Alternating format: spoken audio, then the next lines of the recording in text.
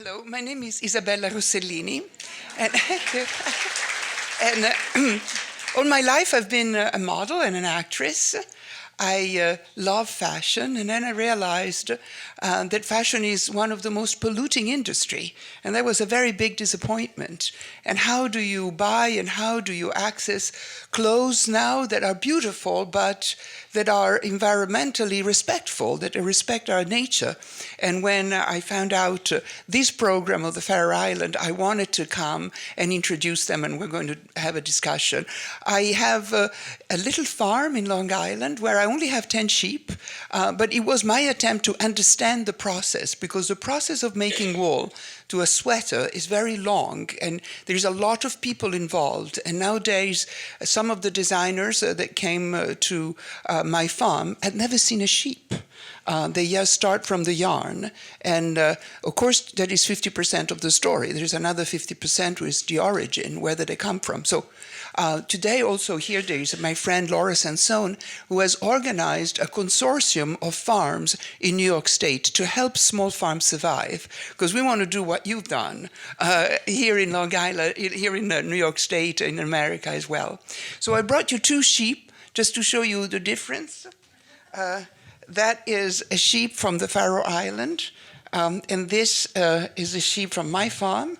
The fleece can completely change. And one of the most interesting thing, and I'm going to talk to Chris about it, is, which I didn't know, well, there is there's a photo of me on the cover of Vogue, and then that little hat I'm wearing, that's done with my wool from my sheep. But maybe you should all come up, and we can start the discussion. And I would like to first start with Chris, but we can all sit here. Wait, we'll get organized. These are pieces of wool that you can come and touch. This interesting thing about the Faroe Island is that the sheep still are double-coated, meaning you all have dogs. Do you have dogs? Well, you know that sometimes dogs, they have an outer coat of hair in the summer, and then in the winter there is a little bit of hair growing to keep them warm. This is very much stronger in a sheep. So a sheep has a inner wool that is grown in the winter and an outer layer that's there in the summer. The Faroe Island sheep, they still have that characteristic. Our sheep, more modern breed, we have selected against the outer hair. So here you only have the inner winter hair. They cannot be shed, and that's why we need to shear them. But there they are. I'll join them.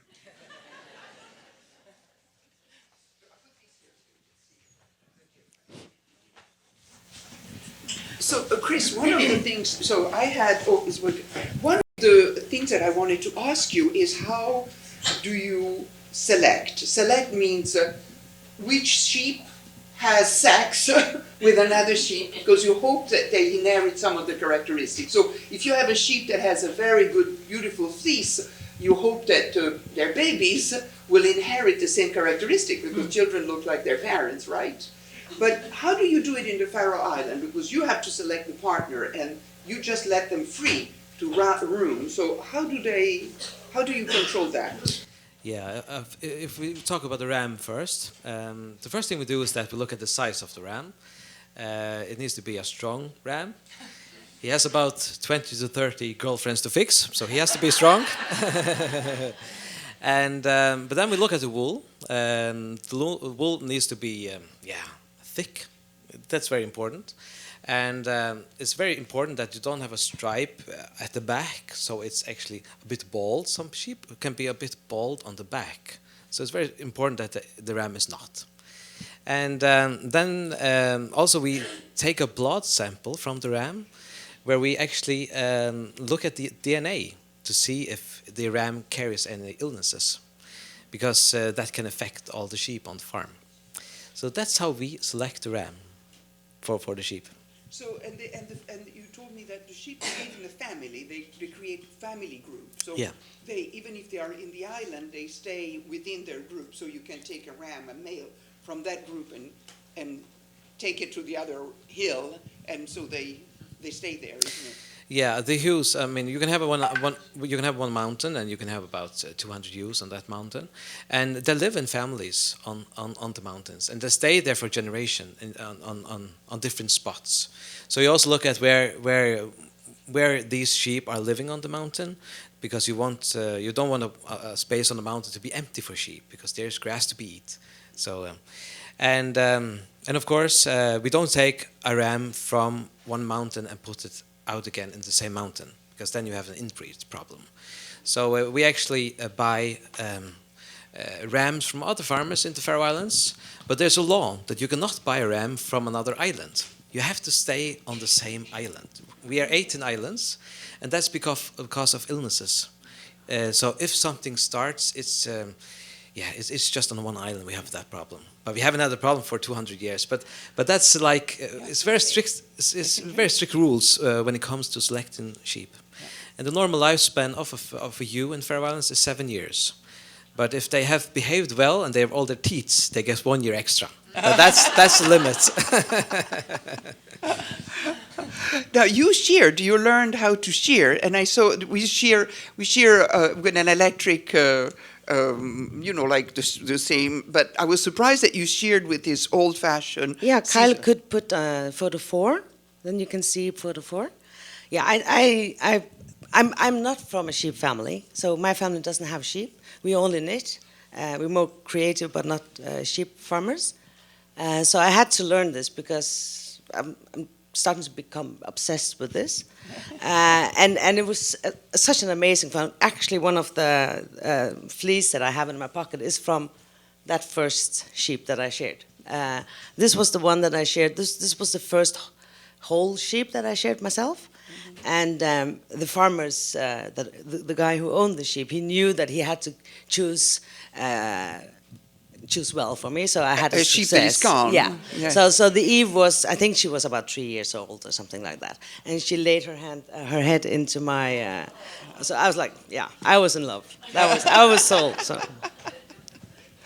Then do you spin yourself? You cart? No, you send everything outside the island. Yeah. I actually only knit. But that's what happens. I think most of the people are knitters, but the process of shearing, cutting the fleece from the animal, then it has to be separated from the lanolin. Sometimes, in your case, there is two type of hair. Or maybe you can show the drawing of I did a drawing of evolution. Because I didn't know that. I learned that recently. This is my drawing of evolution. So. Winter coat, summer coat. This is the hairs, or the fleece of the sheep. They have the summer coat, and then in the winter they grow this warmer coat inside. Then when you select, you're trying to select the sheep that have the biggest inner coat, if you want softer wool, right? And we in the United States and all over the world, the merino sheep, for example, it is the most popular. It's kind of a monoculture. Only merino sheep that are so used.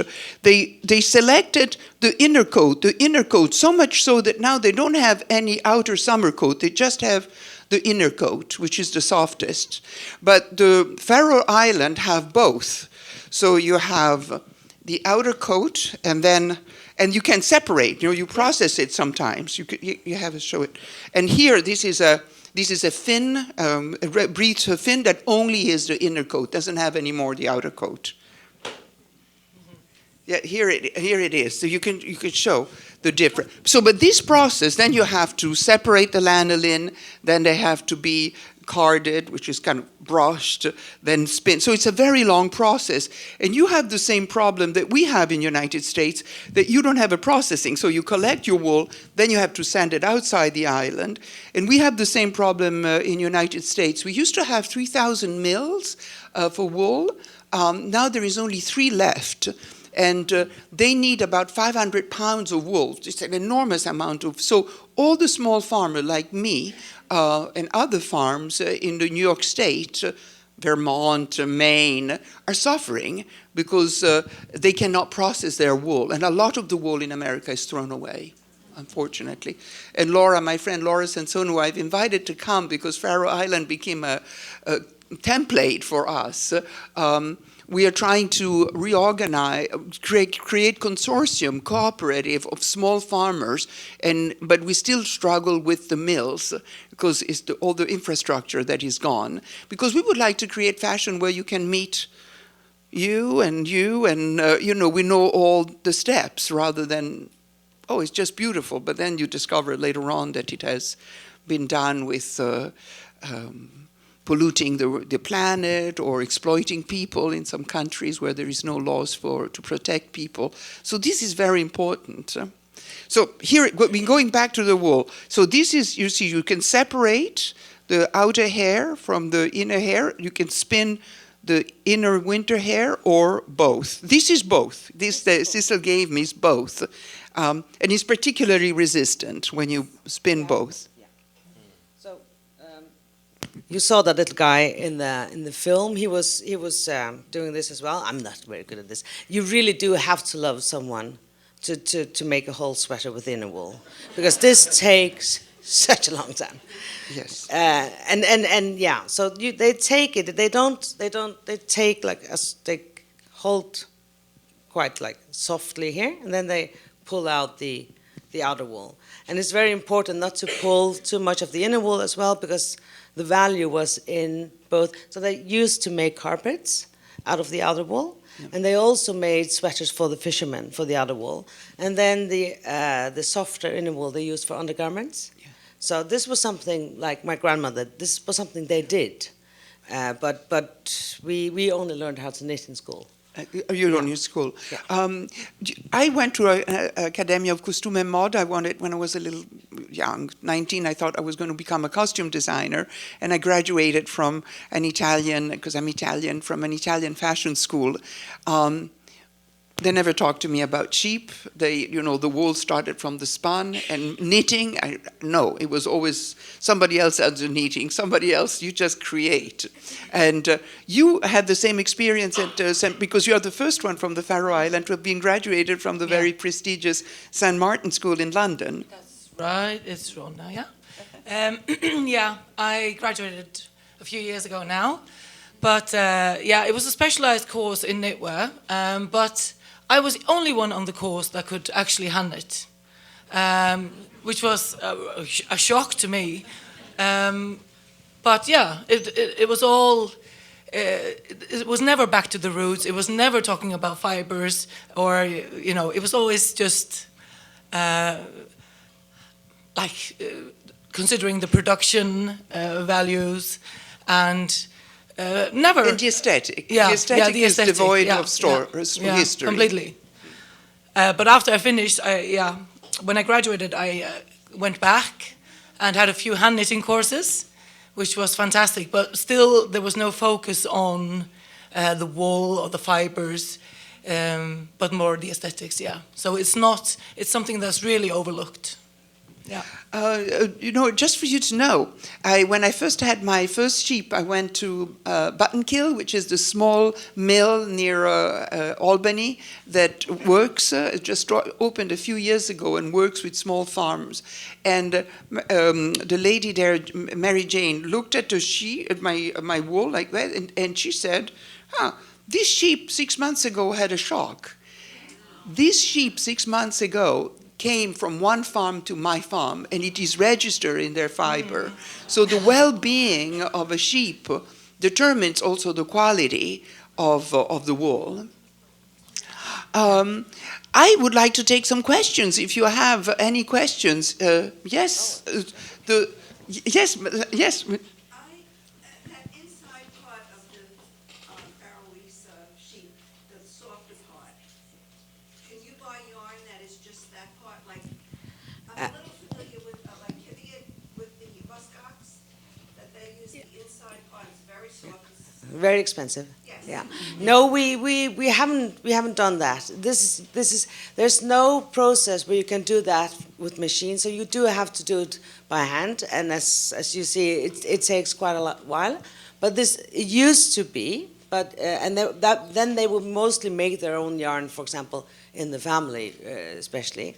But at the moment you cannot. But they're looking at ways how to separate the wool mechanically, so that you can't do that. But it's going to be going to be a while, and I hope it's going to be expensive. And Chris, how do you? So the wool comes back to you already spun. So yeah. Yeah, the process, how we process the wool is like we buy the wool from, as you saw on the film, it's the wool terminal in Faroe Islands. And Navia was actually the only company in Faroe Islands buying wool last year. And then we ship the wool to Turkey, where one of my friends have a spinning mill. And he actually processes the wool. So it's carded, it's spun, it's twisted, and then it comes back to Faroe Islands as yarn on cones, where I can knit the yarn, or in skeins. So where we can sell it. Would you ever consider having a mill in Faroe Island? We are looking at that. Because this is one of the problem of fashion, is that by the time you wear the sweaters, you went all over the world to find cheap labor. I mean, the thing is that actually the consumer is deciding everything. If the consumer, and it looks like on the market now in Faroe Islands and in Scandinavia, that the consumer is willing to pay more for wool. On the market in Scandinavia, because we are on all the markets there in Scandinavia, all the countries, price has been a big issue. Maybe that also has been an issue in the States. A consumer comes to a store and why is that yarn more expensive than that one? And so you have to look at that. But it seems like now that there's like a trend on the market. People are asking more about, and you were also sitting here on this stage. When I started in my little farm, it's an organic farm. We started 10 years ago. We sell the salad, and of course our salad was 3 times more expensive than the salad in the supermarket. So the first client came and he said, "I can buy that around the corner. I'm not going to buy it for this price." Nobody asks this question nowadays. They understand the process of doing it by hand, the benefit of, we have created work for 15 people that work there. You can see where their salad comes from. And my farm is called Mama Farm because an enormous amount of mothers and babies come, because that's the season. And all that culture is forgotten. So mothers are delighted to bring their children and say, "This is the season of carrots, this is the spinach, oh, now there's the squash, baby chicks, baby lambs," and all that. So Mama Farm is only about 60 miles from Manhattan. I wanted to ask you, how do you, then we'll go back to your question, because you use a lot of color. You use the natural color of the sheep, where in the Faroe Island they have these beautiful 4 or 5 colors, but you use a lot of color. Where do you do the dyeing? I can't do the dyeing myself because I don't have the knowledge or the facility or anything like that. So I buy different yarns. I buy from him. Yes. and your at a yarn very is cheap price. He's very. I'm always giving her. It'll be better tomorrow after this.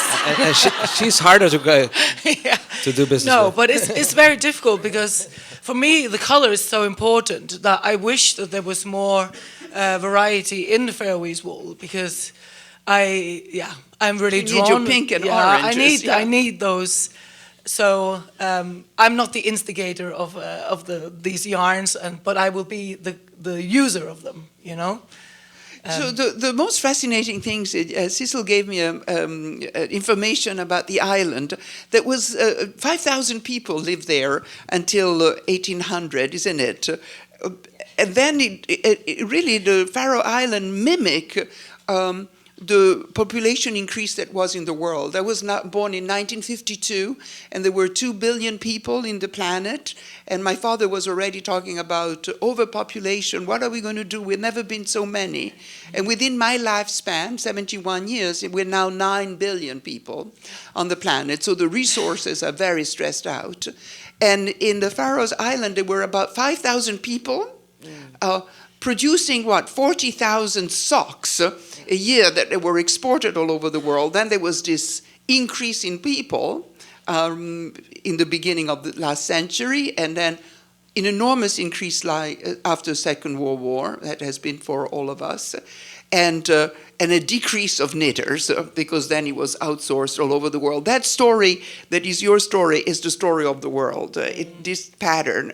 And I think there is a need to go back to local and understanding, also to support creativity. One of the things that I loved most is that each one of you has such authorism. I went upstairs to see the exhibit, and immediately I could tell who you were, because everything was so coming from the heart. You do see it in the product. It's not industrial, and I love that. There were other questions? Yes, ma'am. Yes. Several. Yes. Okay. So in the steel industry, the invention of the mini mill revolutionized the industry, made it more agile and adaptable and economical and sustainable. Is there anybody who's working on doing that for woolen mills? There is Rebecca just mentioned that she's invested in a mini mill. There's actually a Canadian company that sells quite a lot of mini mills in Europe or Scandinavia right now. There's one opening, they're starting in Greenland and Denmark as well. And then there's another company in the Faroe Islands that's also working on getting a mini mill. So this is, and then now they've found there's also something called a micro mill.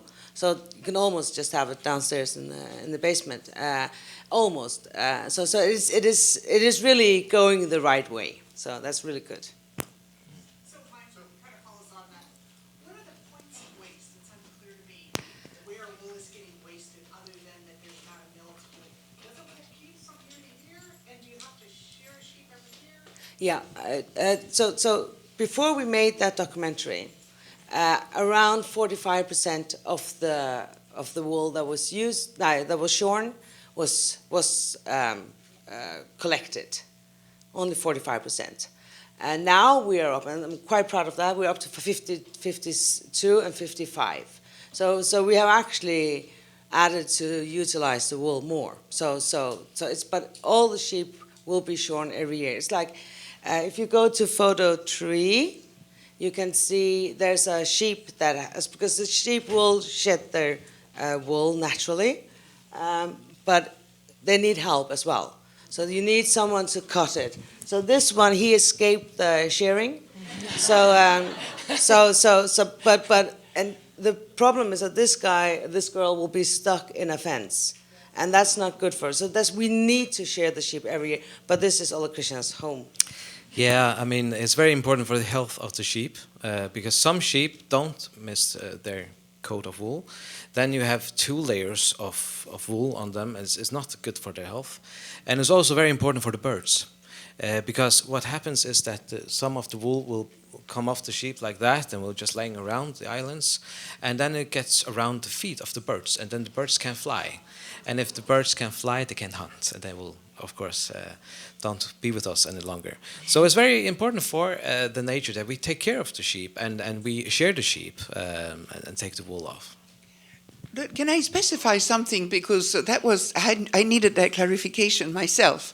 All domestic animals come from wild animals, so of course the sheep was a wild ancestor that shed, was natural. But in 10,000 years, with the advent of agriculture, we also started to domesticate animals. We caught the animals that were wild, because then we don't have to run after them and hunt them, and we pen them. And not all animals can be domesticated. We never domesticated the elephant, the giraffe, the zebra, but some animals could be domesticated, like the ancestor of the sheep, of the goats, of the cows, of the chicken, and the turkey. And by domestication, you put them in a pen, so they have to tolerate living together. They have to tolerate the presence of men. They have to be promiscuous, because you decide who they are going to mate with to emphasize the characteristics you want. Wool, in this case, of chicken, eggs. A wild chicken lays 10 eggs per year. A domestic chicken nowadays, of 10,000 years of being selected, hens that lay more eggs. Nowadays they lay 250, 300 eggs per year. So the original sheep, the wild sheep, was able to shed. The domestic sheep cannot shed, and that's why it needs to be sheared. And most of the sheep are sheared once a year. Some breeds have longer wool that it needs to be sheared twice a year. Laura, you want to ask Laura a question? I wanted to hear a little bit more about the supply chain that you have in place, and particularly about like how much volume is actually coming out of the islands in total, and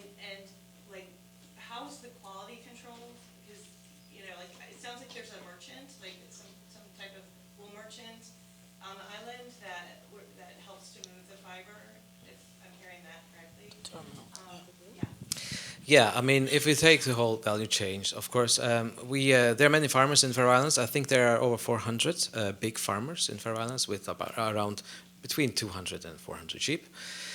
And there are around 80,000 sheep on Faroe Islands. So there are more sheep than people on Faroe Islands. And the first thing we do is that, of course, we share the wool in mid of July. That's the typical thing. And we actually wait for the new wool to be grown out of the sheep. So we shear into the new wool in order to get the old wool off. And then the wool terminal is buying the wool. And the wool terminal is actually our government. So the government is buying the wool from the farmers, and it's also easiest the way that the government does that, because the government can say to the farmers, if you come here to sell wool, the wool needs to be sorted in that way. There can be some rules. The government in France has that authority. It's a bit hard for me to do that because I know all the farmers. Many of them are my friends, and then then the wool is sorted into 5 different colors. The Faroese wool have 5 different colors. It's white, light gray, dark gray, light brown, and dark brown. And then there are 2 is first class and second class. If the wool is like filtered a lot, it's second class wool.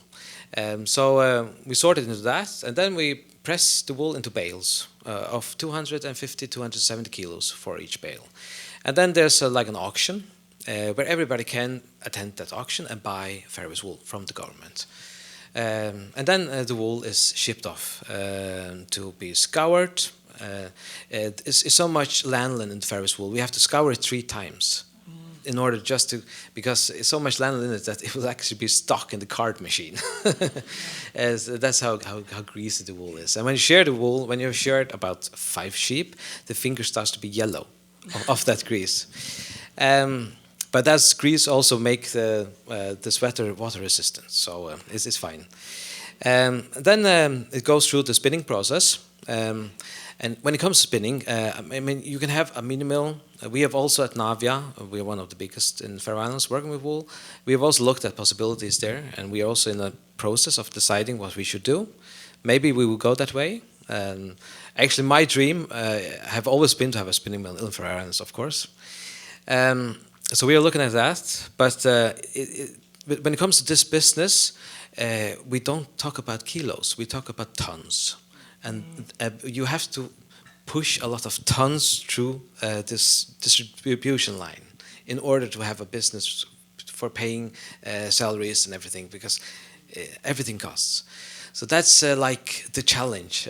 How can you make a business plan so you can have everything running and have a good economy at the company? So, but then and then when it's processed, it's stock, and then of course the selling point.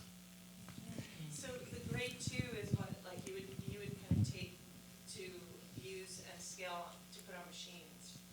Like, are you separating? There are 2 grades. There are 2 grades. We have been looking a lot at machines that can actually take the inner layer of the wool, separate it from the outer layer. And actually, 6 months ago, I found a machine that actually can do that. The problem with that machine, it can only do 1 kilo an hour. And it's a very expensive machine. So that's. Then I found another one that make 50, but it's like, I think it was 50 meters long.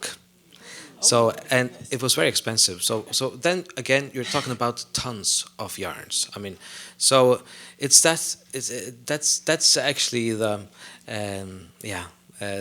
problem that we are trying to solve right now. What is the best way to do it?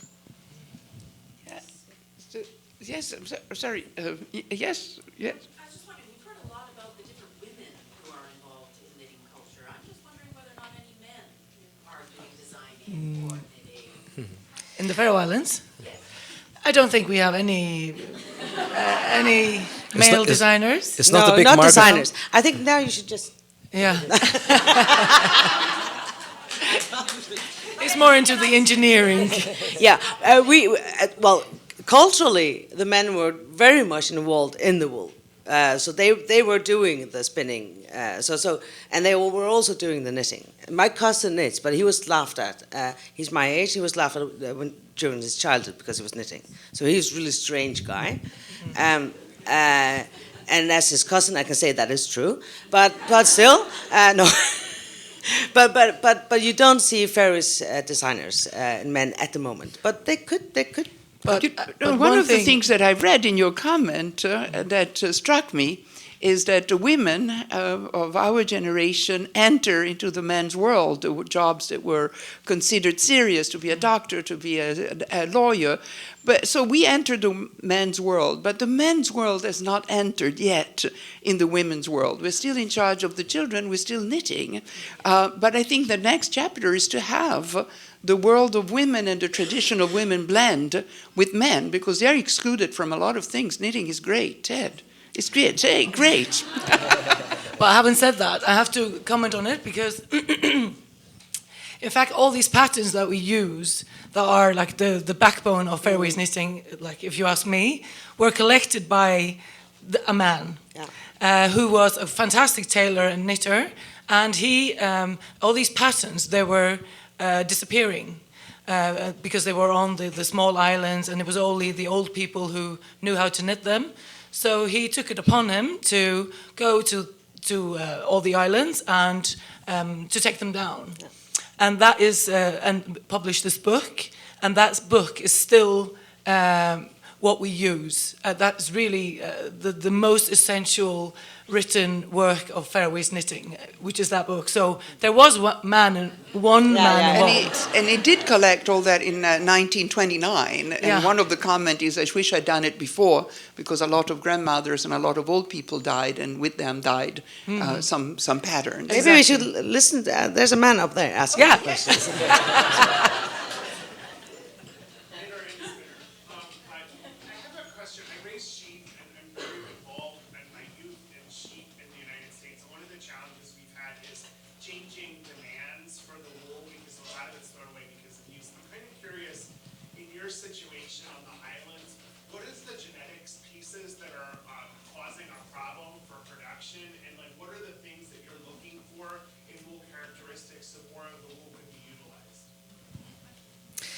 Yeah, is this me?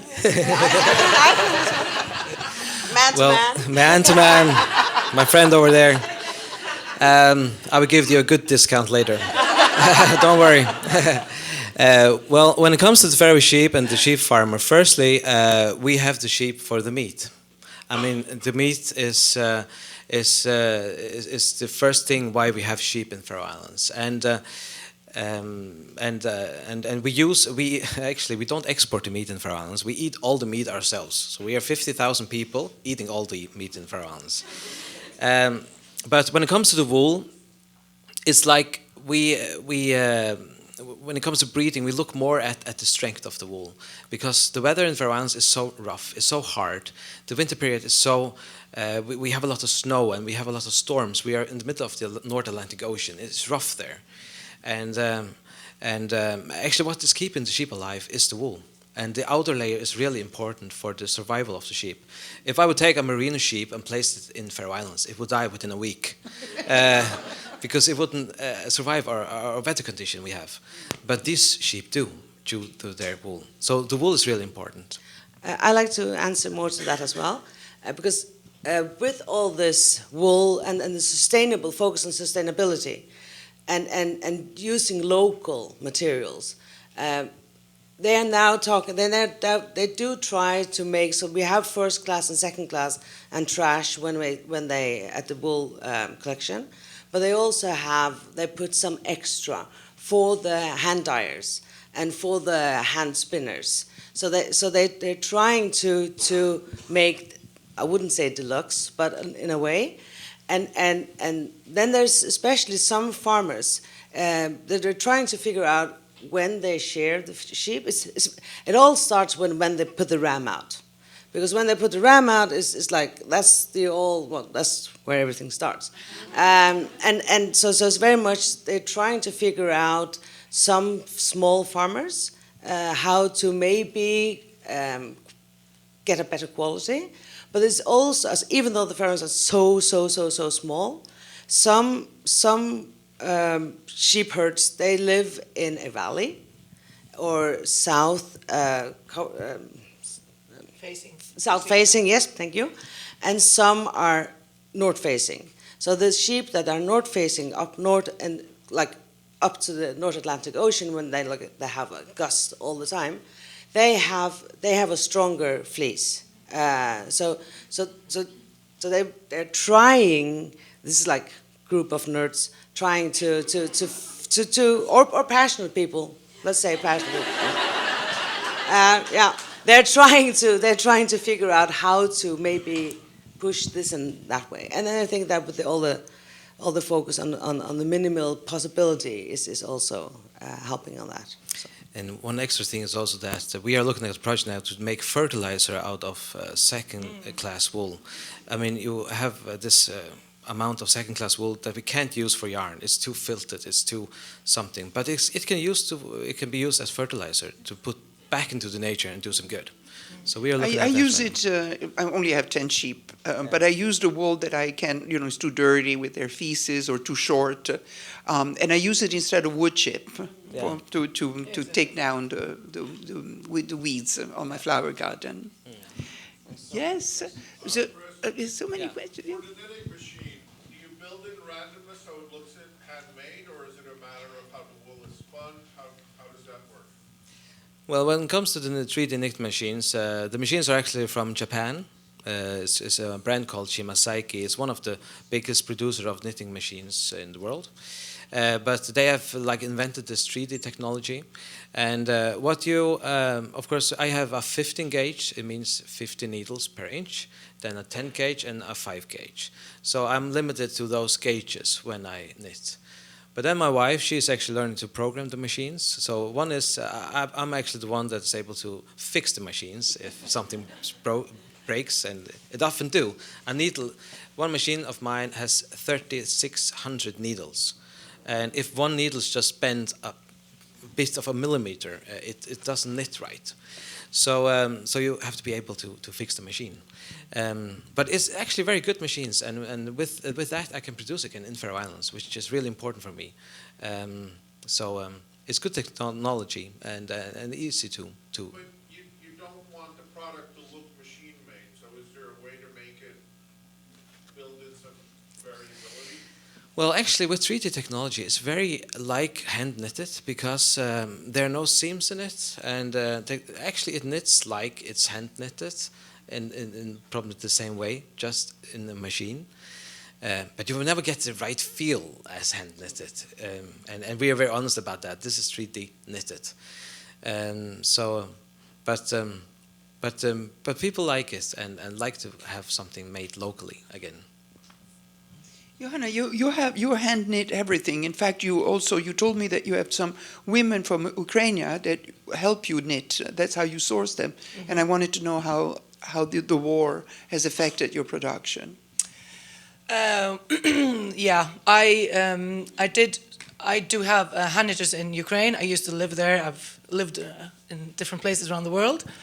And I used to have about 40 hand knitters in Ukraine when it was, when I had the most. But obviously, this war has changed everything. And most of my knitters, they're all women. They work at home. They knit in their own homes. So it's not like they're not in a factory facility. But when the war broke out, almost all of them fled the country. Some to Italy, some to Poland. But this is in Western Ukraine. I don't know if you know the geography, but after a while, most of them sort of migrated back home because. Yeah, I mean, it's just too difficult to be abroad, and you sort of weigh out the danger and the poverty of being a refugee, and okay, we'll just go back home. So we're slowly building up again, but my problem has been getting the yarn into the country and the goods out of the country, because it's a no-flight zone, so you can't. So everything has to be driven into the. So there are many, many issues that have led to a big decline, but we're slowly getting there. And I feel I have a big responsibility for these women because they've been working for me for over 10 years. And I mean, some of them, one of them is in a wheelchair and she's been knitting for me. I've taught her to knit. She was 17 and now she's 28. And, you know, they've followed me, or like I'm involved in their lives. I just can't sort of, yeah. So we're working on it still, and hopefully it will, yeah, become better. For you, it's important, though, that it's hand knit. Yeah, all these things are made in Ukraine. I also do. But yes, you yeah. also But Yeah. for you, it's very important to do hand knitting. You wouldn't Yeah. consider doing machine, as the gentleman was asking. I do machine-made knitwear as well, and that's due to, I mean, I run a very small business. I've put all my eggs into one basket. I'm a designer and I don't have another degree. I don't have anything else to sustain my lifestyle and my kids and everything. So the hand knitting is very expensive, and you need a lot of customers in the Faroe Islands to, like, pay my salary and everything every month. So I do machine knitwear as well, as a lower price point, but it's great quality knitwear, and you know. But yeah, it's yeah, it's like a bread and butter thing. I need to so add on a little bit. Yeah. Yes, is there another question with red sweaters, or if it is a sweater? Yes. How do the Faroese sheep and yarns differ from the sheep and the yarns in the rest of Scandinavia? Well, it actually depends on the sheep breed. We have our local breed in Faroe Islands, which is double layered.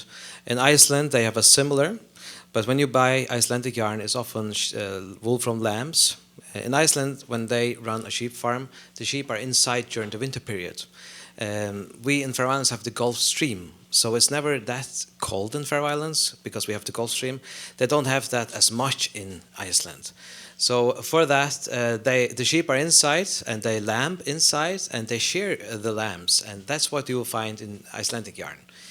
In the Norwegian yarn, there are several companies in Norway. Norway is a big producer of yarns. Even though they don't have a scouring plant in Norway, they move everything to UK to wash and then back again to Norway to spin. But that's the thing with the textile industry. It's been a bit of moving around. But in Norway, they have several different kinds of breeds and several different kinds of yarns. They have double coated. They also have an inner layer. But Norway is really long. So in the southern end of Norway, it's warmer. In the north end of Norway, they have double layered wool. So you have to be like a fiber nerd to see on each fiber. I'm one of those. I can see on a fiber where it's from, but because I know the different kinds of sheep breed and where they live. And that, as Isabella told you, you can see everything in the wool. You can see how they have lived and also where they are living in the yarn. We're going to take 3 more questions, and then, we can all go upstairs because we're going to be there till 4 o'clock. Yes, madam, with the gray with the glasses. So I'm fairly a young knitter and looking around considering some yarn to learn. And I've been knitting for about 6 years. Now I started from knitting like thicker yarns and now into finer yarns.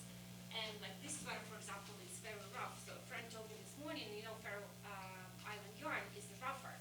So I would consider to, try Navia yarn, but how do I buy it? Because all the yarns that are specified in patterns by designers who I knit from, they're either Isabella yarn or et cetera, so I haven't seen your yarn. Do you sell to retailers or wholesaler? Or like, if I do you knit the same sweater, how do I get your yarn? Well, I actually have 2 wonderful ladies from Philadelphia. They run a company called Kelburn Woolens, and they're actually my wholesale in USA. So if you need my yarn, talk with those 2 ladies, and they will give you a very good price. They're very nice. So Or you can. they run my yarn, and And we have also upstairs. we also have a bit upstairs, but in the future we will also have flyers with Kelburn Woolens that you can take. Those upstairs. Yeah. They'll have our website on it. It's sort of the end of the season, but for fall there'll be more. Yeah. But yes, so all the Navia yarns are also available in the U.S. in U.S. dollars from our website.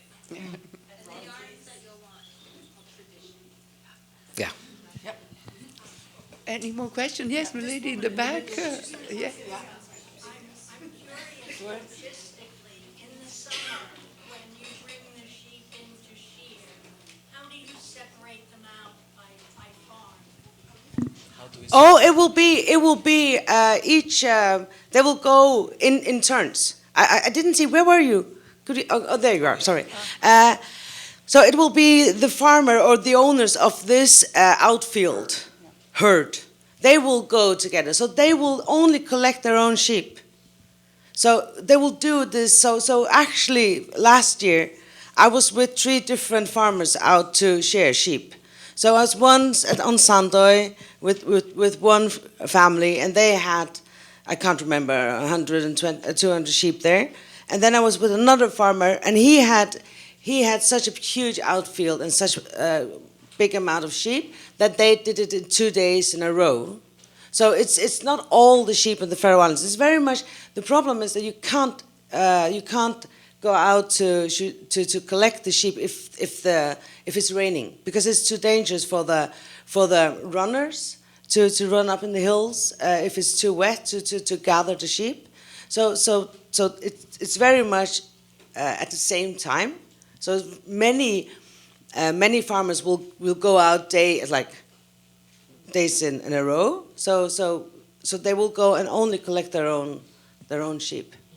Here in New York State, we shear around March, April, once a year.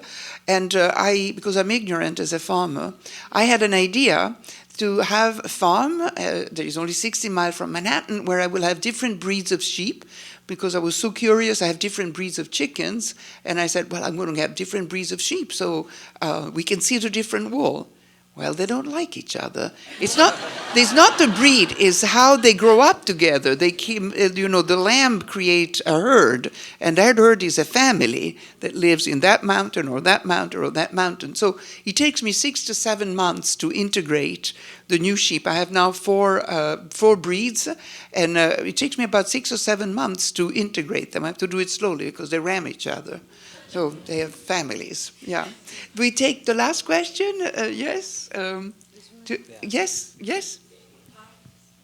I was wondering, as far as sustainability for the industry goes, what infrastructure is in place in the Faroe Islands, because I know we're having a problem here in the United States, to educate a young population, to make them interested in hand knitting, and to make them interested in all of the things, everything that we're all working towards. What's going to happen tomorrow? Yeah. Can I start? Huh? Can I start? Yeah. You can start. It is very easy because we are a knitters culture. So the thing is doing. One of the reasons I spent the money on time on the documentary was to make sure that we use our Faroese wool, because this is coarse. I can feel this, and Isabella can probably also feel her sweater. But that's also good. We also need to know that it's okay to feel things. I mean, against your skin, everything doesn't have to be as an iPhone. So that's one of the things that I do. But what we do learn how to knit in school. It has been declining, but now it's starting again. And in the Faroe Islands, we have this thing called knitting clubs, which is something that young people learn from an early age. And this, I'll pass the baton to Jóhanna. No, I was just going to say, we learn how to knit in school, but obviously it's a gender thing. It's the girls who knit. I mean, there's no other way of saying it. But I don't think there is no other place on the planet that has as many knitters as the Faroe Islands. You see, like, teenage girls really like trendy. It's not like a village thing. It's these girls in college and in there while listening to lectures, and they're knitting. And you see people in coffee shops like with their babies and they're knitting. And it's a thing. It's a really, really ingrown thing into the culture. So I'm not afraid of that happening. It's not. So that's in place, I'd say. Teaching the knitting, that's definitely in place. And if I look at my knitters, because I everything is handed in the Faroes of mine, and by knitters that I pay for each sweater. And so some of the knitters that I have knitting for me, these are ladies who knit a sweater, take it down again, and knit up again. We are and down again and up again because it becomes too expensive for yarn. So these are the people that I want. So we have in culturally we knit very different than I often see in other countries. We are bulk. We knit a lot. So you will produce, like, for yourself, you could easily produce, I don't know, 60 sweaters in a year or something like that, because you just knit. You're almost like Auhenki. Addicted, yeah. Some of them. It's a funny thing when there's this when they're working on when they're driving from village to village. Some people, you will see them when they park with a red light. They will take their knitwear and then and I kid you not, this is really true. And I remember when I was working outside of Tórshavn, and there was these when they had road work. So they had these. So you had to wait. It's like a lane driving. So you had to wait actually quite a lot. And I always saw ladies knitting. So it is. So knitting is not a. I'm not afraid of that in the Faroe Islands. I'm more afraid of using, not being aware of the quality, aware of the sustainability. And your roots. That's what I'm most personally. I think also in Faroe Islands, I mean, the weather is changing all the time. I have 4 kids, and in the kindergartens, there are a rule: every kid must have a woolen jumper. It's like a rule. You have to have a woolen jumper because when the kids are in wool, they are warm, but not too warm because wool is breathable. They're not too cold. So if they don't wear a woolen jumper, they get ill in Faroe Islands. I think one thing is that the Faroese women are knitting a lot, but the Faroese people are using a lot of wool clothing. And we have to do that because the weather is so rough in Faroe Islands. But I usually say that if you have a good Faroese jumper, the weather is always good in Faroe Islands. So, so if you wear one, that's fine. We're selling the weather really well, yeah? You're all coming visiting, right? Well, I want to thank, talking about education. Yes, we have to change the culture. We've lost the understanding of fashion. The only consideration when we buy a garment is the aesthetic. But we have to understand where it comes from, because that will influence very much your taste and what you want to wear. The same thing happened with the organic food. So I think sometimes we look at the organic food, the farm-to-table movement, as something that fashion should follow. Maybe that's a... but for this idea of educating people, I want to really thank very much the Scandinavian House. They give us the opportunity to talk about this.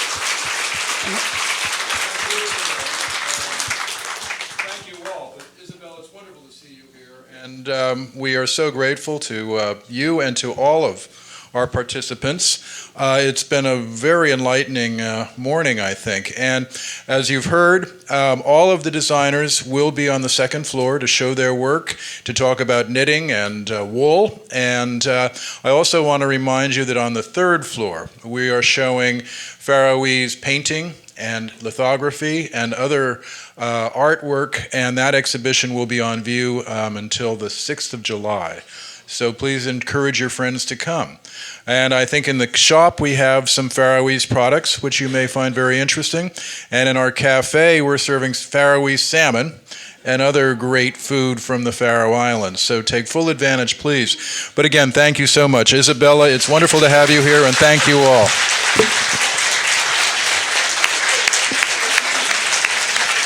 One more word of thanks. I want to thank the ASF staff who've worked very hard on all these programs, most specifically Emily Stoddard and Kyle Reinhardt, who really have made a great job here. Thank you.